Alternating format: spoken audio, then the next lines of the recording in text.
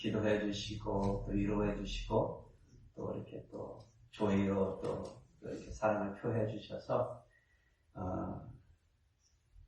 이제 우리 장인어른부터 시작해서 또 어제 우리 큰형님 장례식까지 잘 마치고 오늘 잘 왔습니다.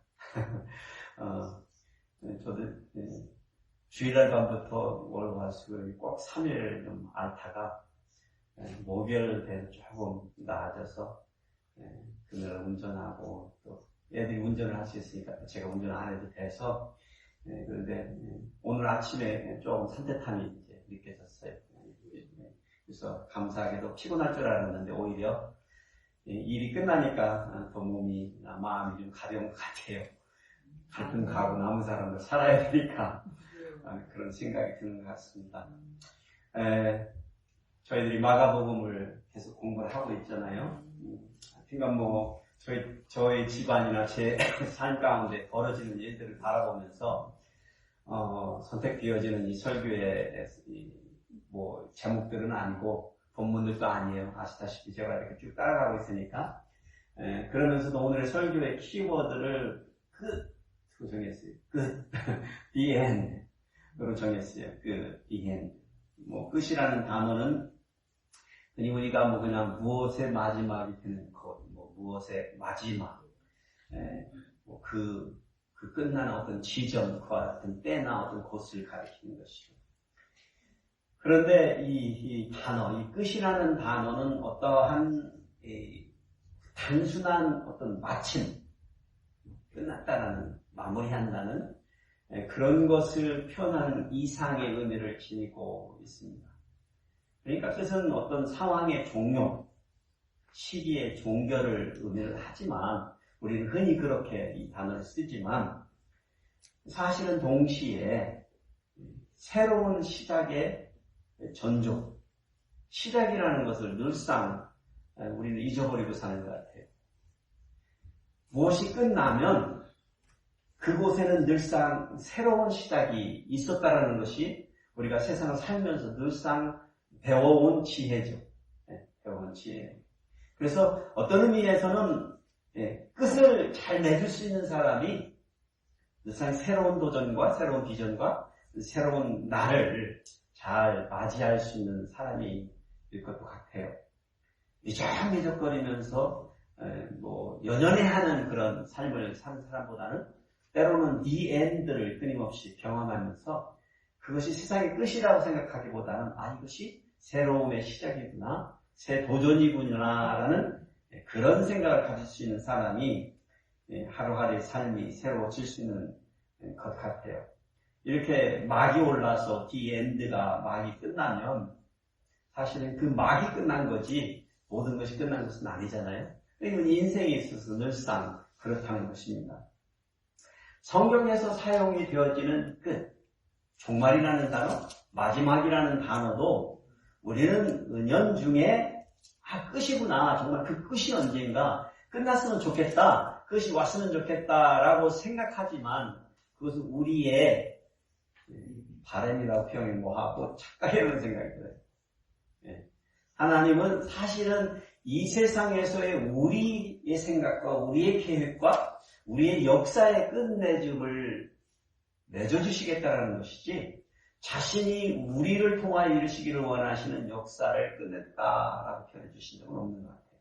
그래서 하나님의 나라에서의 우리 성경을 통해 우리에게 누누이 말하는 그 종말이라는 마지막이라는 그날이라는 어떤 표현으로 해본다면 그것이 끝을 의미하기보다는 새 날을 상징하는 표현이다. 그런 의미에서 우리가 날마다 겪는 우리의 인생에서의 경험, 그렇죠.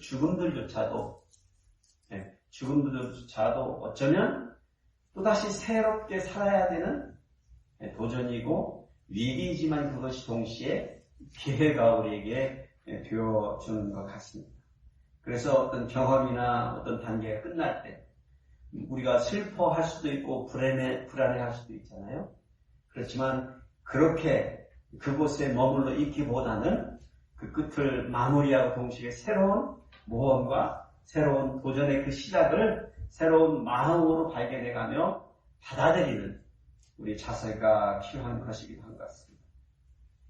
그래서 그것은 성경적으로도 마지막을 얘기하고 있는 것이 아니라 새로운 시작을 얘기하고 있는 전환점이 있다는 것을 우리가 생각하시면서 오늘의 말씀의 주제를 붙들어 오기를 원합니다. 제자들에게 그때가 언제입니까? 라는 고민이 있었던 거예요. 그런데 사실 성도들도 그런 생각을 해보잖아요. 주님이 언제 오실 건지, 이 땅에서 이 종말이 언제 올 것인지에 대한 생각들을 한단 말이죠. 오늘 본문이 그러한 부분을 다루고 있습니다. 그런데 이것은 마지막 챕터를 넘기는 순간에 새로운 챕터가 시작된다는 것을 염두에 두면서 오늘의 본문의 말씀을 보시기를 원합니다. 우리가 생각하는 그 종말은 사실은 내가 보는 종말이지 하나님에게 종말은 아닙니다. 시작일 뿐입니다. 영혼의 시작입니다. 그래서 이런 끝이라는 단어 속에서 이제는 시작을 볼 수 있는 사람이 저와 여러분이 되어야 우리에게 소망이 있는 삶을 살 수 있습니다. 다 끝났구나. 끝났으니까 뭐 왜 이렇게 부질없이 이 세상을 사냐고 생각하면 진짜 인생 부질없는 거예요. 그렇잖아요. 정말 저와 여러분, 이렇게 거의 50대, 60을 다 넘어가는 저희들의 인생 아니에요. 지금 와서 그냥 이렇게 끝난다고 생각하면 참 부질없이 노력한 삶이란 말이죠. 그런데, 이게 또 새로운 시작이구나, 새로운 도전이구나, 새 날이구나, 새 소망을 품을 때 우리에게는 하나님께서 우리에게 주시기를 원하는 정말 그 부활의 참 의미를 깨달을 수 있다 생각합니다.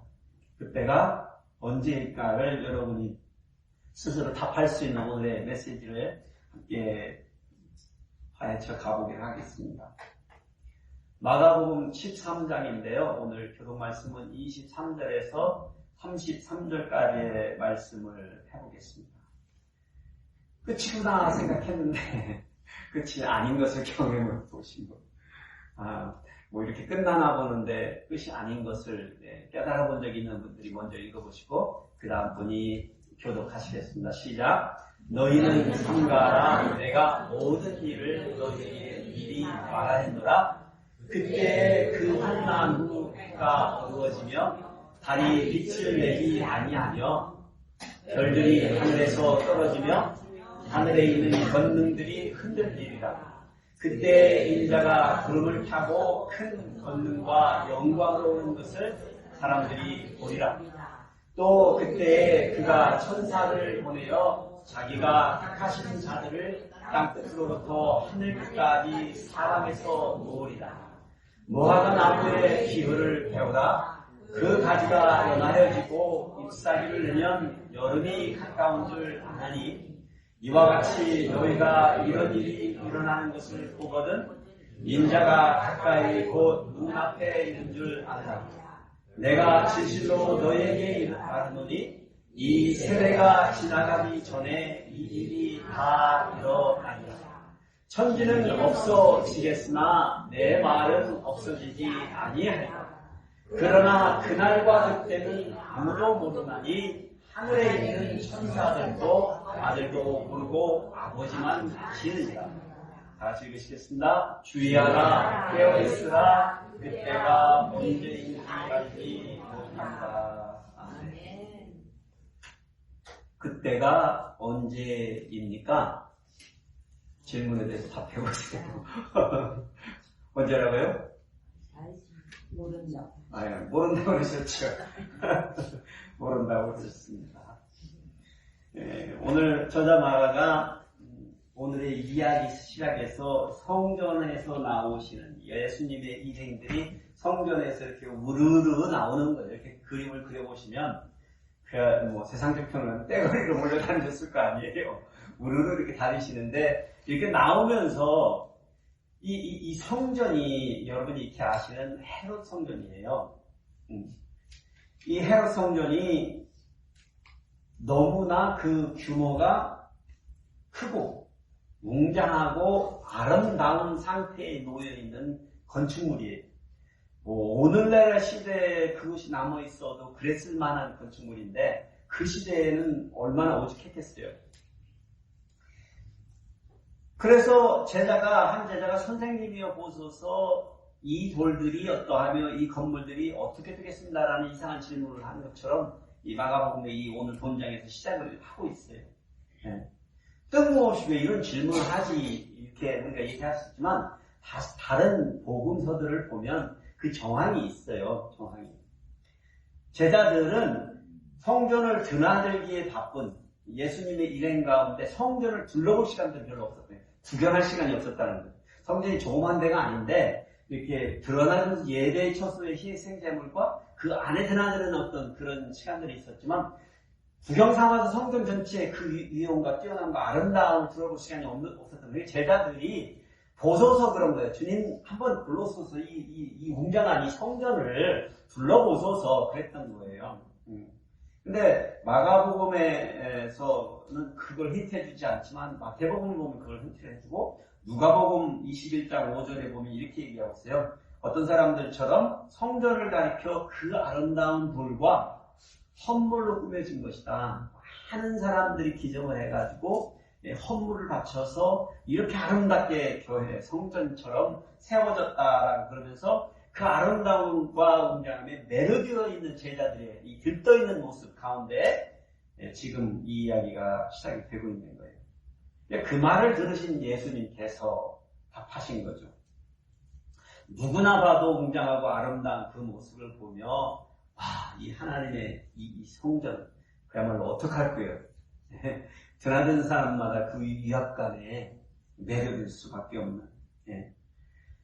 그때 예수님께서는요, 제자들은 그러한 규모와 사이즈와 어떤 그 위대하고 크고 놀라운 아름다운 모습을 보고 있는 제자들과 다른 사람들, 보편적으로 보는 그것에 비해서 주님은 무엇을 보고 계셨어요? 다른 것을 보고 계셨다는 것을 오늘 본문을 우리가 읽어봤을 때 알 수 있습니다. 그래서 오늘 그러한 성전을 보고 나오시면서 그때가 언제냐고 질문하는 제자들에게 세 가지의 때에 대해서 세 가지의 끝에 대해서 말씀을 해주세요. 끝에 대해서 세 가지의 끝. 세 가지의 끝. 첫째로 우리가 지금 눈에 보고 있는 이 성전이 무너질 때가 온다는 거예요. 그때 제자들에게는 그 성전은 무슨 성전이에요? 예루살렘에 있었던 헤롯 성전이에요. 제자들과 세상 사람 모든 사람들이 내려되어 있는 이 성전.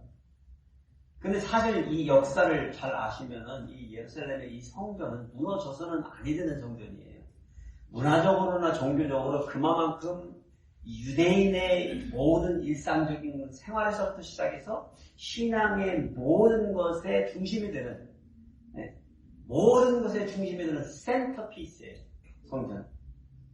이스라엘 백성들에게는 성전이 없다라는 그 개념은 본인들 나라가 존재하지 않는다는 거, 자기들의 나라가 존재하지 않고 백성이 존재하지 않고 하나님이 존재하지 않는다라는 그런 생각이에요.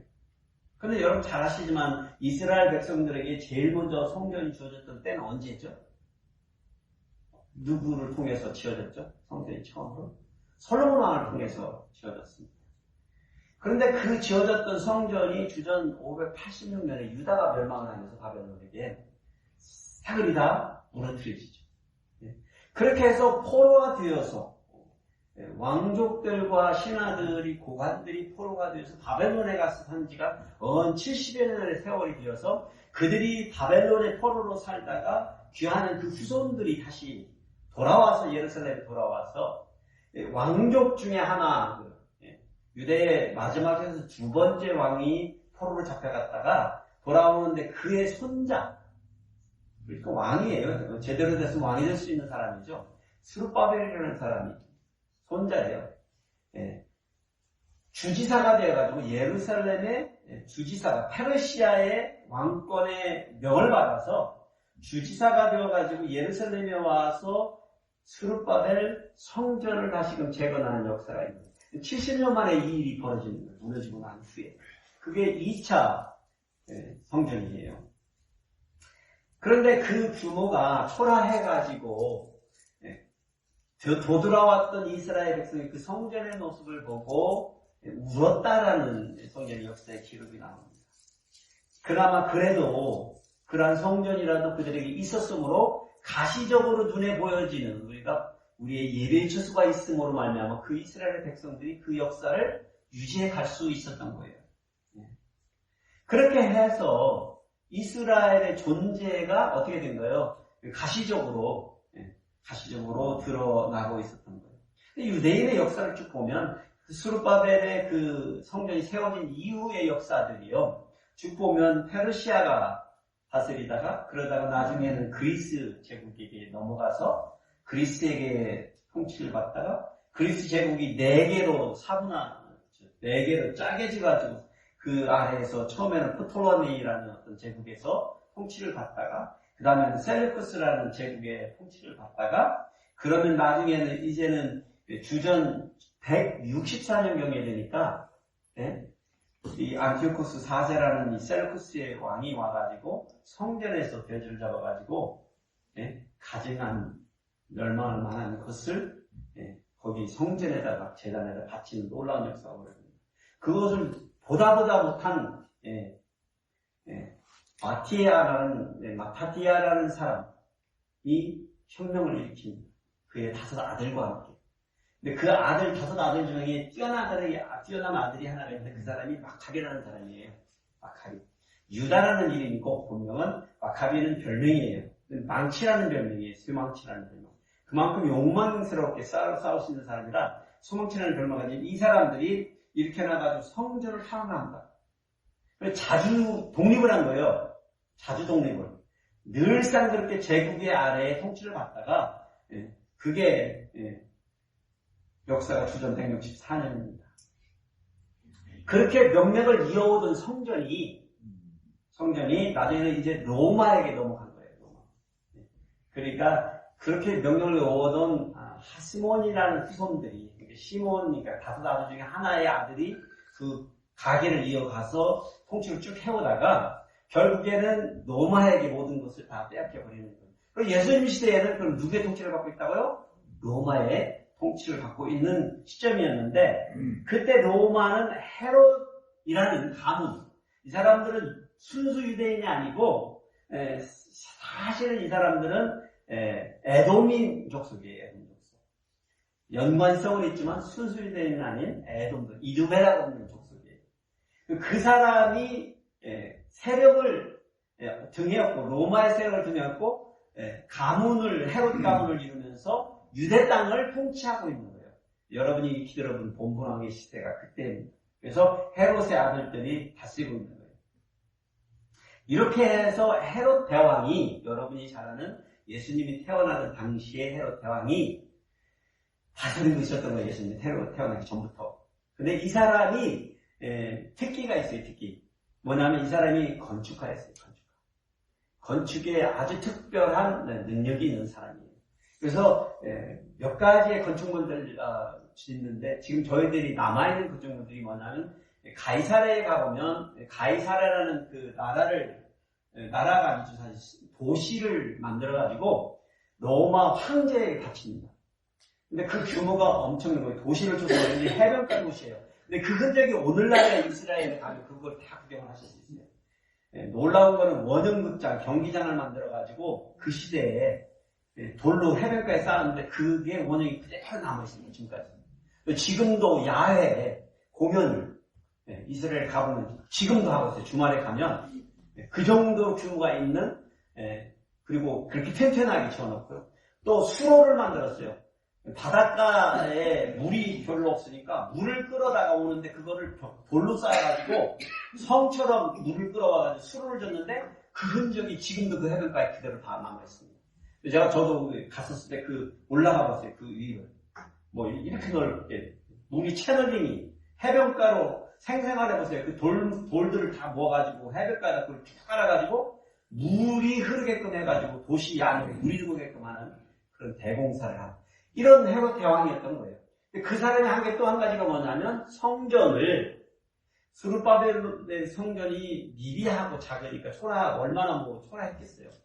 그것을 짓기 시작한 거예요. 누구를 위해서요?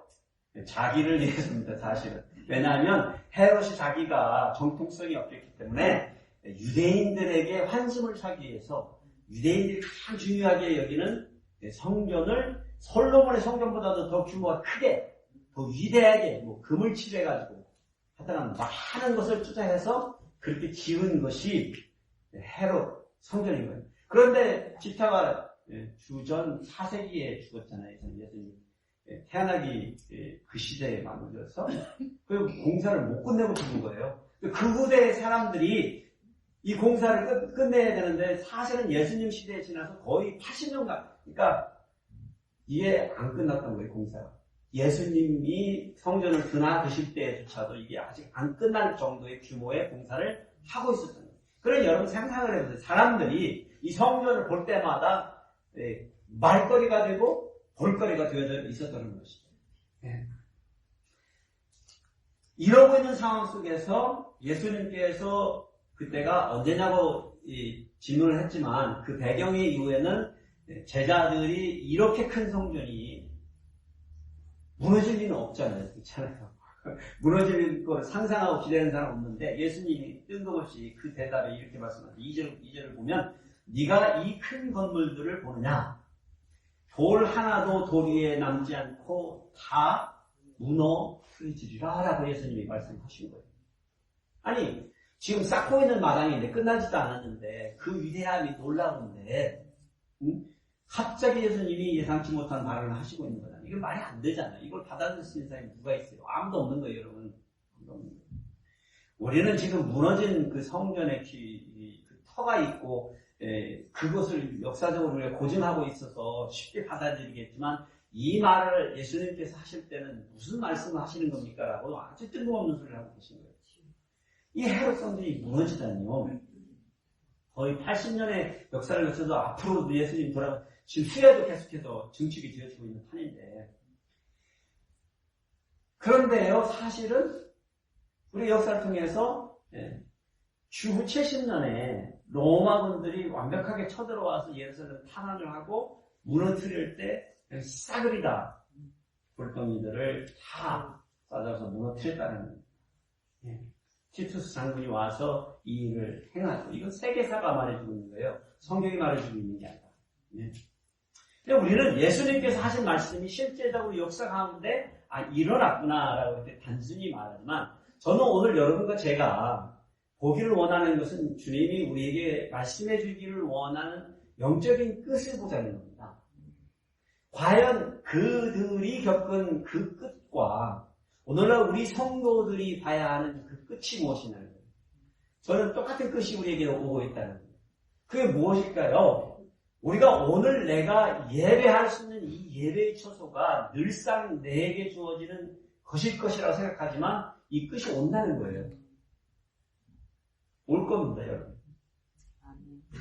여러분, 이 성전이 서 있어도 여러분이 예배의 처소에 못 나올 때가 올 겁니다. 안타깝게도 그럴 날이 와요. 우리들. 끝이 있다는 거예요. 끝이. 가시적으로 우리에게 보여지는 이 성전이 무너질 바 다름없는 그날이 온다는 겁니다. 예배의 처소가 더 이상은 우리가 갈 수 없는 곳이 되고 그곳에 가서 우리가 예배할 수 없는 그때가 온다는 거예요. 이스라엘 사람들에게 그렇게 그러면 하나님 우리를 떠나버렸나요? 하나님 우리에게는 없네요? 라고 그런 결론을 내렸지만 어리석은 결론이죠. 그걸 하라는 거예요. 과연 그 성전이 무너졌다고 하나님이 어딜 가셨나요? 하나님이 없으셨나요? 아니죠. 사실 이 역사는 우리들에게 뭘 말해주는 거예요? 솔로몬 성전이 무너졌을 때에도 아무것도 없었을 그때 하나님은 존재하고 계셨고 이스라엘의 유대인의 하나님이셨듯이 영원한 우리 만방의 모든 백성들의 하나님이셨던 거. 스룹바벨의 성전이 아무리 규모가 초라해도 여전히 하나님은 살아계시고 그걸 받아주시고 똑같습니다. 우리의 성전도 우리의 예배 처소도 똑같다는 거예요. 무너졌으나 세워져 있으나 크거나 작거나 그러나 우리에게는 저와 여러분에게는 이 가시적으로 세워져 있는 것이 무미할 그날이 온다는 거예요. 올 것입니다. 그러면 여러분 저 잘 모르잖아요. 그날이 언제냐고 물어보시잖아요. 주님 답을 뭐라고 그랬었어요? 모른다 그러셨습니다. 근데 저와 여러분이 언제 할까요? 저와 여러분이 아는 날이 있습니다. 내가 눈을 감을 때 압니다. 아, 나에게 주어졌던 그 예배의 처소의 기회가 나에게 주어졌던 그날이 더 이상 안 주어지는 날. 오는 것입니다. 유대인들이 제3의 성전을 짓겠다고 지금 혈안드립니다. 저는 다 쓸데없는 짓들이라고 생각합니다. 그게 세워지면 예수님 오신다고요? 없겠습니다. 아무리 세워졌다고요? 뭐 그 땅을 그렇게 탈환하고 뭐 그렇게 지금 뭐 그 난리들을 부리는데 아니요. 지금 예수님께서 우리들에게 가르쳐주고 싶어 하시는 것은 그 가시적으로 돌로 쌓은 예배의 처소를 쌓으라고 말씀하시는 게 아니거든요. 그게 아니잖아요. 그게 중요하지 않다라는 걸 우리에게 말씀하시는 거예요. 뭘 회복하라는 거예요? 만민이 기도하는 집을 회복하라는 것이죠. 자판을 펼쳐놓고 한대적인 세상의 사람들의 편의를 도모하는 그런 성전을 쌓는 것이 아니라 우리 스스로가 우리를 하나님 앞에 드릴 수 있는 그러한 예배의 처소를 쌓으라는 거예요. 다 무너져도. 그런데 예수님은 사실은 이 일이 있기 전에요. 요한복음에 가보면 예수님이 이 말씀을 하신 적이 있어요. 이 성전을 허물어라. 내가 사흘 내에 그것을 일으키겠다고 그러시면서 자기 자신을, 자기 몸을 성전과 비교해서 말씀해 주신 적이 있어요. 이제 이게 메시지가 연결이 되잖아요. 그렇죠? 그럼 무너뜨려라. 없어져도 필요 없다는 거예요. 의미가 없다는 거예요. 우리가 갈 수 없는 예배 처소가 없어도 상관이 없다는 거죠. 사실 우리는 이걸 배웠어요. 팬데믹 기간에. 배웠습니다. 사실 많은 사람들이 교회를 더 이상 교회에 오지 않아서 교회들은 지금 위기감을 느끼고 있고, 사실 목사님들끼리 모여서 얘기하다 보면 엄청난 교회 성도들이 교회로 다시 돌아오지 않았어요. 뭐 한국도 마찬가지고 전 세계적인 추세죠. 거의 한 30%의 성도들이 교회를 안 온다는 거예요. 근데 저는 교회를 안 오는 숫자만 카운트하면 그렇게 비극적이지만 생각해봐야 된다는 거예요. 그렇지만 그 사람들이 과연 예배의 처소를 버렸냐는 거예요. 저는 다른 소망을 봐야 된다고 생각해요. 더 이상은 이 가시적으로 드러나는 예배의 처소가 우리에게 중요한 것만은 아니다라는 것을 만일에 깨달았다면 주님이 말씀해 주시는 이 성전을 헐어버려라. 우리가 그렇게 신봉하는 성전을 헐어버려라. 그래서 주님이 다시 세워주시겠다는 거예요. 그러면 그 헐어버린 성전이 없어지고 그리고 나서 주님은 우리에게 다시금 진짜 성전을 우리 속에 세워주신다면 손해나는 사람은 교회들이 가시적인 것만을 추구하는 교회들이 손해갔다 치만 우리 하나님의 나라에서 하나님은 손해나시지 저는 않았다고 생각합니다. 그걸 바라신다고 저는 생각합니다. 그러나 우리가 깨달아야 될 것은 우리가 예배드릴 수 있는 이 가시적인 것들조차도 우리에게는 은혜의 기간들이에요. 그래서 주어진 거고 우리에게는 소중한 것이라는 것입니다. 그래서 우리는 우리에게 주어진 이 때를 어르신들에게 늘상 합니다. 나오실 수 있을 때 나오시고요. 휠체어를 타고 나오실 수 있으면 나오시고요. 내가 더 나아지면 더 힘이 생기면 나오리라고 내일로 미루지 마시라. 그날이 안 올 수도 있다. 그래서 그냥 나오세요. 피곤하셔도 아프셔도. 그 날이 하루 문을 열고 나오시는 그 날이 새날인 거라니까. 그걸 누리시라고요. 그게 하루든 열흘이든 10년이든 100년이든 우리가 그것을 감사하며 누리는 백성이요 성도가 되어야겠습니다. 두 번째로 주님이 우리에게 가르쳐 주시기를 오는 끝이 있어요. 끝. 그 끝은 뭐냐면 역사적인 시즌의 끝이 온다는 거예요. 성전을 나오면서 들은 예수님의 충격적인 발언, 제자들은 그걸 삭힐 수가 없었어요.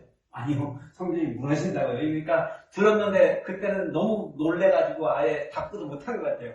그래서 여러분이 지역을 좀 보셨으면 이게 이해가 되는데 성전을 내려오면 이렇게 약간 이렇게 내려온단 말이에요. 이렇게 좀 경사가 돼서 내려오다가 기드론 골짜기를 건너서 이제 감난산 쪽으로 올라오면 이렇게 언덕을 다 올라오게 되는 거예요. 이렇게. 그 언덕 이렇게 올라가다가 쉬게 된 거예요.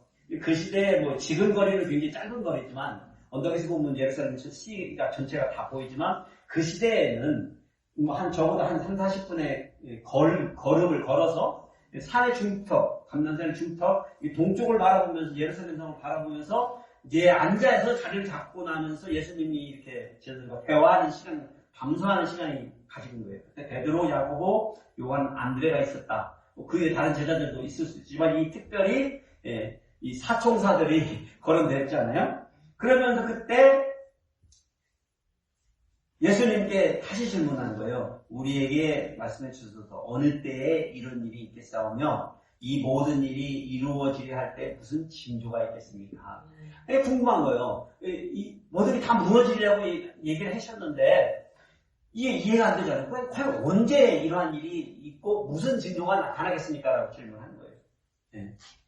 근데 사실 여기에서 보면 이 마가복음에 보면 제자들이 묻고 있는 어느 때라는 이 어느 때가 성전이 완전히 무너져 내리는 때를 얘기를 하고 있는지 아니면 다른 어떤 사건의 때를 얘기하고 있는지 이것을 좀 구분해서 읽어 내려가야 본문이 조금 더 쉽게 해석이 되어집니다. 우선적으로 이 마가가 기록해놓은 대로라면 성전이 언제 무너질까요? 라는 질문이에요. 이게 흐름대로 보면. 그런데 예수님께서 대답하신 대답을 듣고 질문이 뭐였을까 이렇게 추측을 해보면 얘기는 성전이 무너진 때 얘기가 아니에요. 그러니까 어떤 또 다른 질문이 있었다는 거예요. 또 다른 질문. 그게 사실은 징조들이겠죠. 그래서 환난의 때가 언제냐라고 질문하고 이게 종말의 때가 그 어려움의 때가 언제냐라고 말하고 있었던 거예요. 그래서 우리가 알아야 되는 이 대답들을 들어보면서 예수님께서 제자들에게 경계하라고 하고 자신의 이름을 도용해서 나타날 사람들, 적그리스도들이죠. 거짓 선지자들이죠. 그들이 나타날 때 미혹당하지 말라고 경고를 할 때 그때 나타난 난리와 전쟁에 대한 이야기들을 하실 때 그것이 종말의 징후라고 얘기를 해주셨던 거예요. 그런데 그때 그런 상황이 벌어지면 하나님께 드려지는 예배가 금지되고 성도들에게는 큰 환난이 있을 거라고 그러면서 여기 사람의 미혹을 받지 않도록 주의하라. 그러한 때가 오면 주의하라라고 경고해 주시면서 거짓 그리스도가 일어날 건데 분별하여 미혹당하지 말라. 그러면서 정말 무서운 난리와 난리의 소문을 들을 때 두려워하지 말라 하셨어요. 그런데 여러분이 이 말씀을 들을 때 생각해 보기에 지금 2000년 전에 예수님이 제자들을 향하여 말씀하셨을 때 이 상황인데 지금 여러분의 생활 속에서는 어떠세요? 이런 일들이 마치 오늘의 얘기 같이 들리지 않으세요? 그렇잖아요. 오늘의 이야기 같이 들리고 있잖아요. 그러니까 이게 무슨 얘기예요? 이 일은 2000년 전에도 일어나셨다는 거예요. 똑같이 일어났다는 거예요. 그리고 예수님은 그것을 제자들에게 말해주고 있고 전쟁이 곳곳에서 터지고 난리가 민족이 서로를 잡아주기는 일이 있을 거라는 거예요. 형제가 형제를 잡아주기는 일이 있을 거라는 거예요. 그것뿐만이 아니죠. 세상 곳곳에는 뭐예요? 지진이 발생한다는 거예요. 기상변화로 세상 곳곳에서 백성들이 기근으로 굶어 죽겠다는 거예요. 허덕인다는 거예요. 그러니 이게 성도들에게는 재난의 시간이다라고 말을 하고 있는 거예요. 그러니까 이걸 들어보면 오늘날하고 똑같이 그러면 끝날은 언제 시작이 된 거예요? 끝날은 그때 제자들에게도 그 예루살렘 성전이 완벽하게 무너지던 그 로마의 전쟁과의 역사 속에서 끝이었구나라고 여러분이 느끼셔야 돼요. 제자들은 그날이 그러면 몇백 년, 몇천 년 후에 오는 종말로 절대 생각하지 않았어요. 그들이 당하는 그날이 종말이었던 것이죠. 우리들에게도 오늘날 우리가 당하고 있는 이 날의 추세가 종말입니다. 우리는 지금 종말을 살고 있는 거예요. 당연하죠. 사람들이요 공회에 넘겨주겠고 회당에서 매질하겠으며 권력자들과 임금들이 불러서 우리의 믿는 성도들을 예수 그리스도를 따른다는 복음을 우리가 갖고 있다는 것 때문에 그렇게 한다는 거예요. 세상 곳곳에 지금 그렇게 벌어지고 있잖아요. 그렇게 핍박을 당하리라는 거예요. 그런데 예수님이 굉장히 중요한 말씀을 딱 마지막 소리에 해주죠. 또 복음이 먼저 만국에 전파되어야 할 것이다. 우리가 그때가 언제냐는 질문에 대해서 모릅니다가 정답인데, 그런데 힌트를 주님이 주셨는데, 그 끝은 아마 언제요? 복음이 모든 만국에게 적어도 어떻게 돼야 된다고요? 전해졌으면 좋겠다 하는 거예요. 그걸 바라신다는 거예요. 그걸 원하신다는 거예요. 그러니까 주님의 마음이 뭐예요? 사실 그날과 그때는 이미 어떤 하나님의 뜻 섭리 안에서 정해져 있을 수 있지만, 그렇지만 주님의 마음이라는 것이 이 복음이 만국에게 전해지는 이 일이 주님의 심정 가운데서는 가장 우선된 일이기 때문에 그것과 결부되어지는 결론적 이야기입니다. 그때는 제자들은 잡혀갈 때 뭐 이제 두려운 일이 벌어질 거라 그러니까 주님 제자들이 직접 얘기하는, 야 그래도 잡혀갈 때 가서 무슨 말 할지 걱정하지도 말고, 응? 그때 성령께서 너희들 통해서 말하니까 걱정하지 말고 담대하고 두려워하지 말라고, 그렇게까지 그 시대에 그들이 당할 일들을 얘기해 주신 거예요. 그러면 주님이 말씀하신 대로 모든 제자들에게 그 일이 왔나요, 안 왔나요? 왔습니다. 그들이 처형당했고 순교당하고 죽음당했습니다. 로마의 역사를 통했어요. 예. 그리고 예수님께서 말한 특별한 한 가지 멸망에 가증한 것이 세워지리라. 예루살렘에 멸망한 가증한 것이 세워지리라는 이 표현은 다니엘서에 나오는 표현이에요. 그런데 그거는 이번에 제가 서론에서 말씀드린 마카비 혁명이 일어난 이후에라고, 주전 167년에 있었던 이 일이 벌어진 이유가 뭐냐면 성전에 멸망한 가증하는 것을 세운 거예요. 그들이 세웠을 때 백성이 일어나서 간 가문이 일어나서 혁명을 일으켜서 성전을 타는 거예요. 그래서 주님이 그 시대에 살아계셨을 때 그 역사를 알고 계시잖아요. 그 같은 말을 써서 멸망에 가증한 것이 예루살렘 땅에 어떻게 되리라 다시요? 세워지리라는 얘기를 하는 거예요. 근데 이 표현이 여러분 전에 요한계시록 공부할 때 여러분 기억나세요? 이 표현이 계시록에서도 똑같이 사용되었던 것을 기억하실 것입니다. 그럼 무슨 얘기예요? 인간의 역사의 반복 가운데에서 예배의 처소, 거룩한 땅에 세워지지 말아야 될 것이 인간에 의해서 세워지는 역사가 어떻게 된다고요? 반복되어질 거예요. 이게 무엇을 말하는 거예요? 인간의 역사가 시즌이 그 끝이 오는 거예요. 근데 그 끝에 뭐라고 그러죠? 시그널링이 있다면, 만약에 큐가 있다면 이 가증한 것이 세워질 때가 아주 크리티컬한 변환점이 되는 거예요. 변환점. 역사 가운데서. 그것을 말해주는 거예요.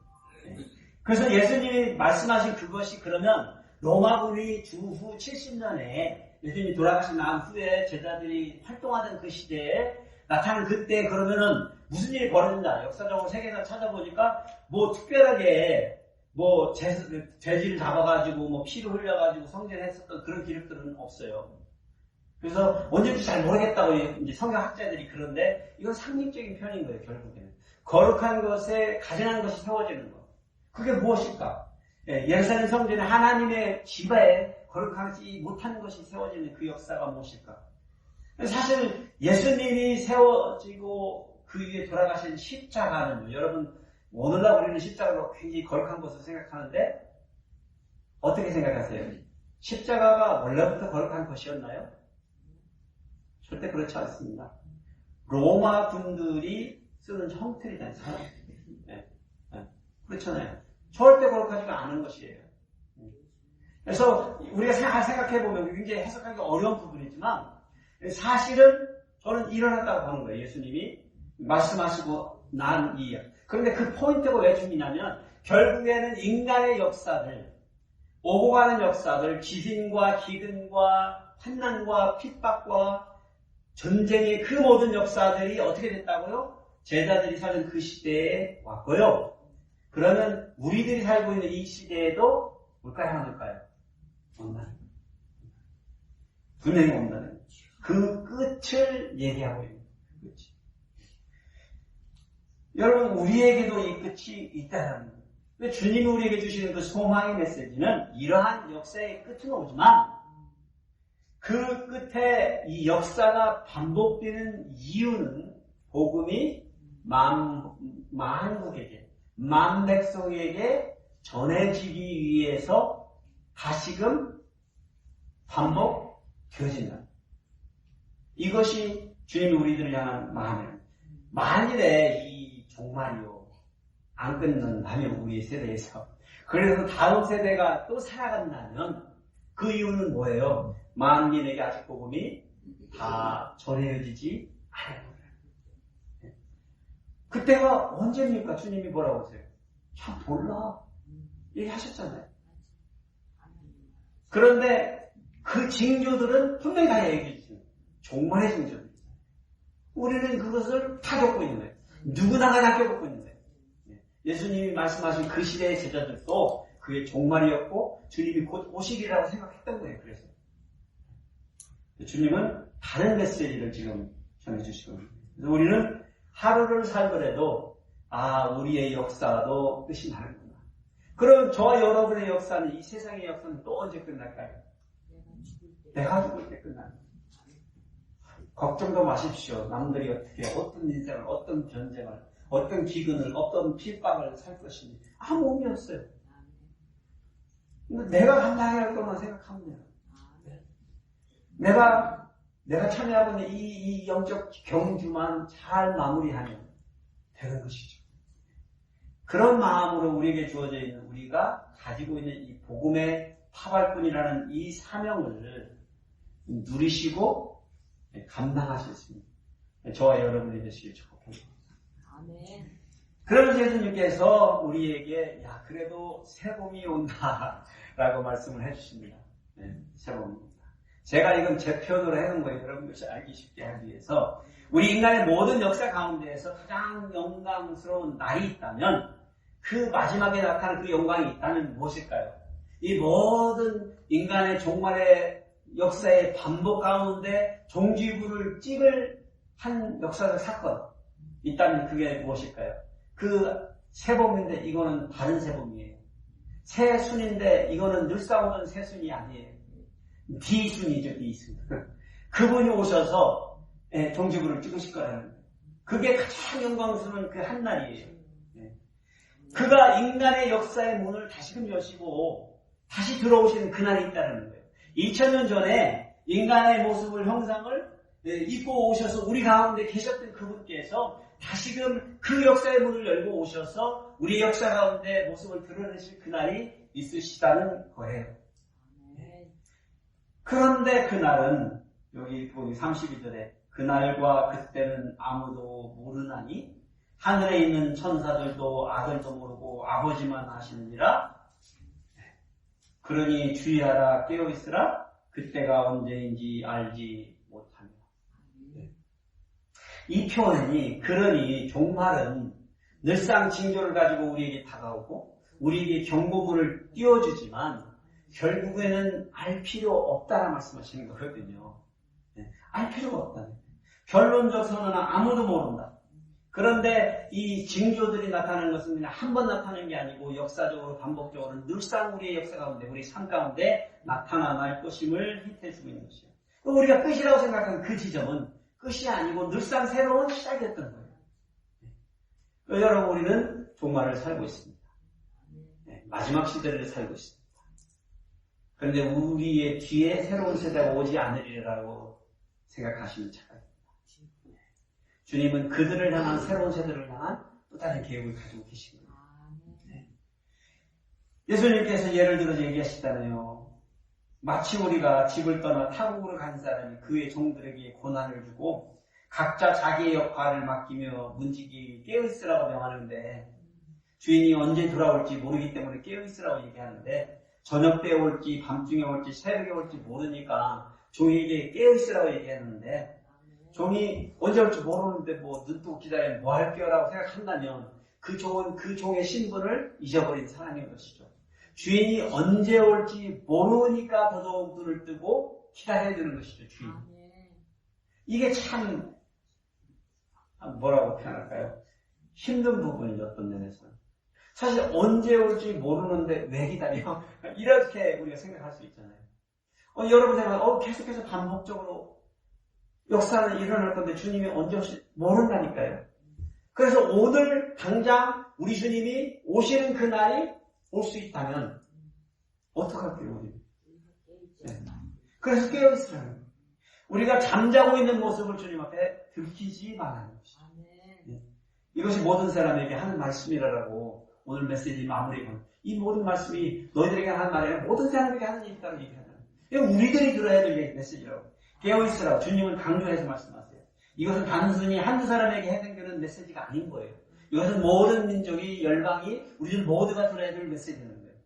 우리 주님이 다시 오시는데 그것은 그냥 예루살렘에 유대인들에게 국한된 이야기가 아니라는 거예요. 그래서 더 이상 여러분 주님이 오시면 예루살렘에 유대인들의 회복을 위해서 오시지 않습니다. 지금 그걸 놓고 막 굉장히 강조해서 복음을 가르치고 선교 전도 전략을 하시는 분들이 계시죠. 저는 해석을 달리합니다. 유대인들에게 주어진 은혜의 때는 지났습니다. 그들에게 주어졌던 기회는 이미 떠나간 역사입니다. 제3의 성전이 필요치 않습니다. 이미 예수 그리스도께서 그걸 선포하셨어요. 그래서 우리 모든 사람들에게 이제는 밤에 오실지 낮에 올지 아침에 올지 모르니까 깨어서 기다리는 자들의 삶을 살으라고. 그 성전을 어디에 지으라고요? 여기에 지으라고 누누이에게 말씀하고 계신 것입니다. 모든 사람에게. 그러니 항상 준비된 마음으로. 그래서 종된 마음이라는 것은 준비된 마음. 모르는 시간에 오실 그 주인을 기다리는 그 심정으로 기다리는 것이죠. 근데 참 이게 참 신기한 거예요. 여러분 기다리는 마음이 기쁘세요? 아니면 힘드세요? 이것은 여러분과 그 주인의 관계에 설정됩니다. 어려울 수 있지만 절대 어렵지 않습니다. 기다리는 시간, 내가 사랑하는 사람이 온다라고 얘기하셨고 그 소망에 대한 확신이 있는 기다림이라면 여러분 기다리실 수 있어요. 어떻게 해요? 기쁘게. 네. 제가 데이트할 때 제 경험이 있어요. 정말 사랑하는 마음을 가지고 시간을 약속을 해가지고 몇 시에 어디서 만납시다. 그런데 나와 데이트 상대가 그 시간이 돼도 안 나타나는. 그러면 내가 그 사람을 사랑하지 않으면 이런 식일 거예요. 뭐도 있다, 야. 뭐 약속을 지켜야지. 뭐 이런 여자가 다 있어. 이렇게 한 남자가 생각할 수도 있지만 정말 사랑한다라면 그런 마음으로 기다리는 게 아니고 만났을 때 어떻게 더 사랑스럽게 어떻게 더 기쁘게 할 수 있을까라는 마음의 자세가 사랑하는 사람이라면 생긴다는 거예요. 그러면서 걱정하겠죠, 오히려. 그런데 많은 사람들이 우리 주님을 기다리는 그 애티튜드가, 자세가 반대죠. 잘못된 입장인 것이죠. 우리가 주님을 기다리는 마음이 주님을 사랑하는 마음으로 기다리기 때문에 주님이 늦게 오셔도 기쁘게 우리 스스로를 준비하고 기다릴 수 있는 사람들이 되어야 한다는 것입니다. 가시적인 성전이 무너지고 역사적인 절기의 끝이 옵니다. 우리의 역사 가운데, 우리 삶 가운데 예수 그리스도에 대한 믿음과 소망과 사랑을 더더욱이 우리가 지켜나가야 합니다.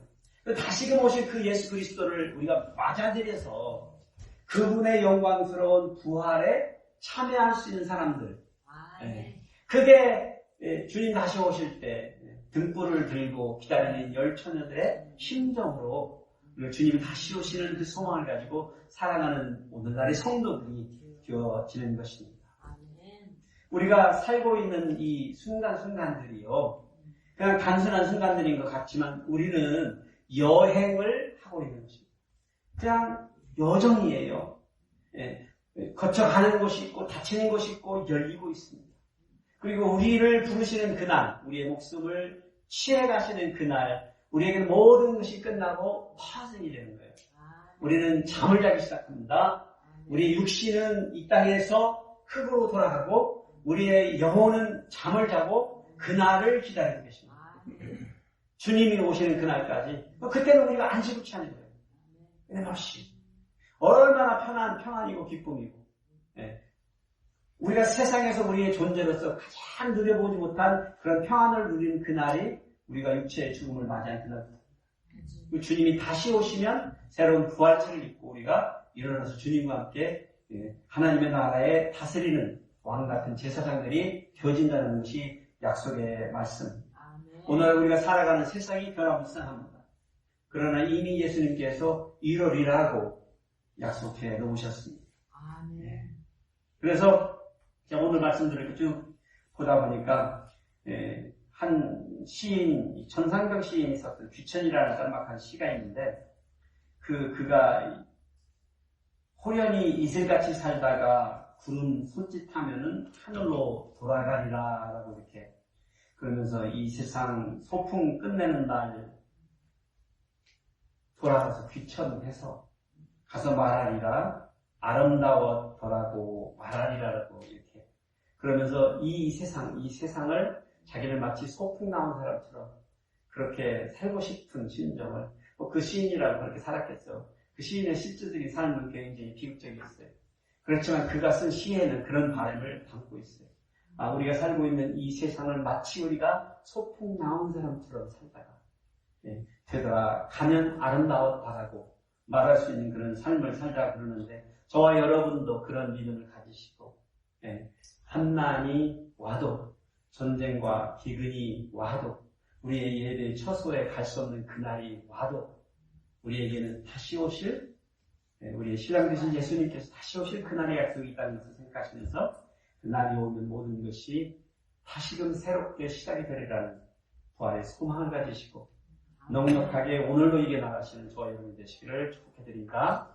아멘. 기도하시겠습니다. 아버지